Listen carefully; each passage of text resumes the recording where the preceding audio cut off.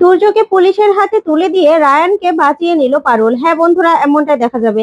তাই সম্পূর্ণ জানতে ভিডিওটিতে লাইক দিয়ে চ্যানেলটি সাবস্ক্রাইব করে দেখতে থাকুন। গল্পের শুরুতে দেখা যাবে রায়ান সুদীপ্তর সঙ্গে খুব খারাপ ব্যবহার করে, সুদীপ্তকে মারধর করে, তারপরে সবার সঙ্গে চিৎকার চেঁচামেচি শুরু করে দেয়। তখনই রায়ানের এরকম ব্যবহার দেখে অবাক হয় পারুল আর মনে মনে বলে, কি ব্যাপার, রায়ান সামান্য একটা কফির জন্য ওর বন্ধুদের সঙ্গে এরকম খারাপ ব্যবহার করছে কেন? তখনই তুর্য আরেকটা কফি বানিয়ে নেয়।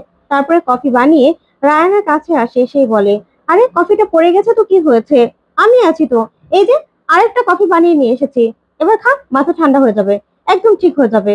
তারপরে এই বলেই তুর্য রায়ানের হাতে কফিটা ধরিয়ে দেয়। তখনই কফিটা খেয়ে রায়ান একদম ঠান্ডা হয়ে যায়, শান্ত হয়ে যায়। তখন এই কাণ্ড দেখে পারুলের সন্দেহ হয় আর বলে, কি ব্যাপার, রায়ান কফিটা খেতেই এরকম ঠান্ডা হয়ে গেল কি করে? আর তাছাড়া ও বাড়িতে তো তেমন কফি খায় না, এসে হতে তো ওকে কোনো কফি খেতে দেখতাম না, কিন্তু হঠাৎ করেই তুর্যই বা এতটা ভালো হয়ে গেল কি করে? যাকে দুদিন আগেও তুর্য মেরে ফেলার জন্য এত কিছু করলো, হঠাৎ করে তাকে এত আদর করে কফি বানিয়ে খাওয়াচ্ছে, ব্যাপারটা কি? তখনই দেখা যাবে রায়ান কফিটা খেয়ে কফি মগটা সেখানে রেখেই তারপরে ওর বন্ধুদেরকে বলে, আরে সরি, মাথাটা গরম হয়ে গেছিল, কফিটা না পেলে তোরা তো জানিস আমার মাথাটা গরম হয়ে যায়, এখন না সরি বলছি, তো ক্ষমা করে দে, বন্ধুই তো, বন্ধুত্বের মধ্যে এরকম তো হবেই। চল চল, আমরা গিয়ে বাস্কেট খেলি, এবার খুব এনার্জি আছে শরীরে, সবাইকে হারিয়ে দেবো, চল চল। তখনই অভুদয় বলে, চল চল, রায়ান যখন বলছে তাহলে যাই আমরা। তখন এই বলি সুদীপ্ত সহ সবাই মিলে সেখান থেকে বেরিয়ে পড়ে। ওইদিকে পারুলের প্রচন্ড সন্দেহ হয়। তারপরে দেখা যাবে তুর্য হাসি আর মনে মনে বলে, রায়ান, তুই আস্তে আস্তে ড্রাগ এডিক্টেড হয়ে যাচ্ছিস, তুই এখন যা যা যা, খেলতে যা, তারপরে খেলে আবারও আসবি, আবারও তোকে আমি কফি বানিয়ে দেবো। দেখ, আস্তে আস্তে তোর সবকিছু নির্ভরশীল হয়ে যাবে আমার উপর, এই কফির উপর। তুই আমাকে খুব অপমান করেছিস, এবার দেখ তার শোধ আমি কি করে তুলি। তখন এই বলে তুর্য খুব হাসতে থাকে।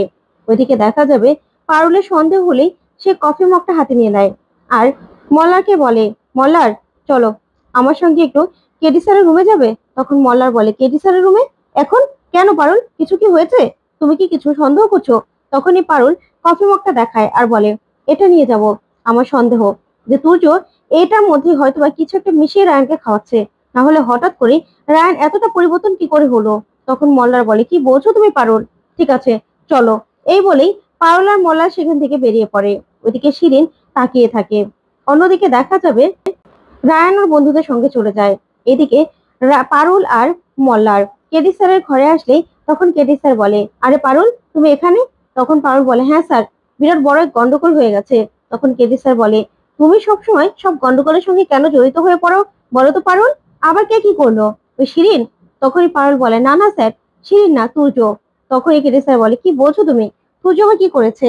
তখন পারুল বলে, স্যার, এই যে কফি মগ, আমার মনে হচ্ছে যে তুর্য এই কফির সঙ্গে কিছু একটা মিশিয়ে সবাইকে খাওয়াচ্ছে। আস্তে আস্তে সবাই তুর্যর উপর ডিপেন্ডেন্ট হয়ে পড়ছে। আর তাছাড়া রায়ানও পুরো তুর্যর উপর ডিপেন্ডেন্ট হয়ে যাচ্ছে।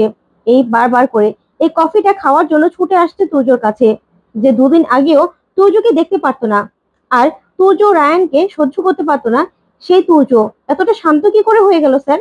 তাই আমার মনে হচ্ছে কফির মধ্যে কিছু একটা আছে, না হলে রায়ান কফিটা না পেলে নিজের মধ্যে থাকছে না, ওর বন্ধুদের সঙ্গে পর্যন্ত খারাপ ব্যবহার করছে। তখন মলার বলে, হ্যাঁ স্যার, না হলে আজকে সুদীপ্তর উপর পর্যন্ত হাত তুলেছে রায়ান, ভাবা যায়। তখনই কেটি স্যার বলে, পারুল, তুমি ঠিক বলছো তো? ঠিক আছে, চলো চলো, তাহলে এবার কি করতে চাও? তখন পারুল বলে, স্যার, এই কফিটা একটু টেস্ট করে দেখতে পারলে ভালো হতো, যে এটার মধ্যে কিছু আছে কিনা, আমার মনে হচ্ছে এটার মধ্যে কিছু আছে। তখন কেটি স্যার বলে, আচ্ছা ঠিক আছে, চলো আমাদের কলেজের ল্যাবেই এটা পরীক্ষা করার ব্যবস্থা করব, চলো। এই বলেই কলেজের ল্যাবের স্যারের কাছে নিয়ে যায় কেডি স্যার। তখনই সেই স্যার দেখে পারুলকে খুব প্রশংসা করে আর বলে, তুমি তো চ্যাম্পিয়ন হয়েছিলে না, খুব ভালো লেগেছে আমার, তোমার সঙ্গে সামনাসামনি দেখা হয়নি, তবে আমি কিন্তু খুব খুশি হয়েছি, কারণ আমিও কিন্তু এরকমই একটা মহাশয় থেকে উঠে এসে এখানকার এই অবস্থানে আসতে পেরেছি, তুমিও লেগে থাকো, ঠিক হবে। তখন পারুল বলে, হ্যাঁ স্যার। তারপরে কেডি স্যারকে বলে, কি ব্যাপার, কি হয়েছে স্যার এখানে আপনি? তখনই কেডি স্যার বলে, আসলে পারুল পারুল সন্দেহ করছে কফি মগটার মধ্যে কিছু একটা আছে, এই কফির মধ্যে কিছু একটা আছে। তখন স্যার বলে, কি বলছেন আপনারা, কফির মধ্যে? কফি তো মানুষ খেয়ে টেস্ট করে। তখনই পারুল বলে, না স্যার, তুর্য, তুর্যর কথা তো মনে আছে আপনার, তুর্য এই কলেজেরই ক্যান্টিন চালায়, ও নিশ্চয়ই কিছু একটা খাওয়াচ্ছে। রায়ান দিন দিন কেমন যেন হয়ে যাচ্ছে এই কফিটার উপর, ও একদম এডিক্টেড হয়ে যাচ্ছে। তাই আমার মনে হচ্ছে কফির মধ্যে কিছু একটা আছে। তখন স্যার বলে, আচ্ছা ঠিক আছে, আমি বরং এই কফিটার পরীক্ষা করার ব্যবস্থা করছি। তারপরে দেখা যাবে সেই কফিটা পরীক্ষা করে তার রিপোর্ট নিয়ে ডিন স্যারের ঘরে যায় মল্লার, পারুল আর কেডি স্যার আর ওই ল্যাব টেস্ট করা স্যার। তখনই কেডি স্যার বলে, স্যার আপনার ঘরে একটু আসা দরকার ছিল, কারণ তুর্য তুর্য সবাইকে সবাইকে কফির মধ্যে ড্রাগ মিশিয়ে খাওয়াচ্ছে, বিশেষ করে রায়ানকে ড্রাগ মিশিয়ে খাইয়ে খাইয়ে ও এডিক্টেড করার চেষ্টা করছে। তখন ডিন স্যার বলে, কি বলছো তোমরা, এটা কি করে হতে পারে? তখনই সে স্যার বলে, হ্যাঁ স্যার, এখানে আমি পরীক্ষা করে দেখেছি, এই কফির মধ্যে অনেক কড়া পাওয়ারের ড্রাগ দেওয়া ছিল, যেটা একটা মানুষ কয়েকদিন একটানা খেলে সেটার প্রতি একদম এডিক্টেড হয়ে যায়। তাই স্যার এবার কিন্তু কোনো একটা কিছু করতে হবে। তখন ডিন স্যার বলে, না, এবার তুর্যর কিছু একটা ব্যবস্থা করতে হবে। তুর্য একদম সব সীমা পেরিয়ে গেছে, এবার তো আর ওকে ছাড়া যাবে না, এবার পুলিশে খবর দিতে হবে। পারুল, তোমাকে অনেক অনেক ধন্যবাদ। তখনই পারুল বলে, কিন্তু স্যার আমি যে এই কাজটা করেছি এটা প্লিজ কাউকে বলবেন না, সবকিছুতে মল্লার করেছে এটাই বলবেন। তখন ডিন স্যার বলে, কেন পারুল, তুমি তো এত বড় একটা কাজ করলে, তাহলে তুমি রায়ানকে বাঁচালে, তুর্যর এত বড় একটা শয়তানি ধরতে পারলে, আর তুমি নিজের নাম সামনে আনবে না কেন? তখন পারুল বলে, হ্যাঁ স্যার, আসলে সমস্যা আছে, আমার ফ্যামিলিগত ভাবে একটু সমস্যা আছে। তখনই কেডি স্যার বলে, কেন পারুল, এটা ফ্যামিলিতে কি প্রবলেম হতে পারে? তখন ডিন স্যার বলে, আচ্ছা ঠিক আছে, পারুল যখন চাইছে না, ঠিক আছে, আমরা সব জায়গায় মল্লারের নামই বলবো, মল্লারই এটা সন্দেহ করেছিল, ঠিক আছে। ওইদিকে দেখা যাবে রায়ান বাস্কেটবল খেলে সেখানে আবার আসে ক্যান্টিনে, ওইদিকে সবার সঙ্গে মাস্তি করতে থাকে। আর তুর্যকে বলে, তুর্য কফি দে। ওইদিকে শিরিন বলে, দেখেছিস, রায়ান আমার সঙ্গে কথাও বললো না, আমার সঙ্গে খারাপ ব্যবহার করলো, অথচ আমার দিকেও খেয়ালই নেই। তখন শ্রীতমাওরা বলে, হ্যাঁ হ্যাঁ রে, রায়ান না কেমন যেন পাল্টে গেছে।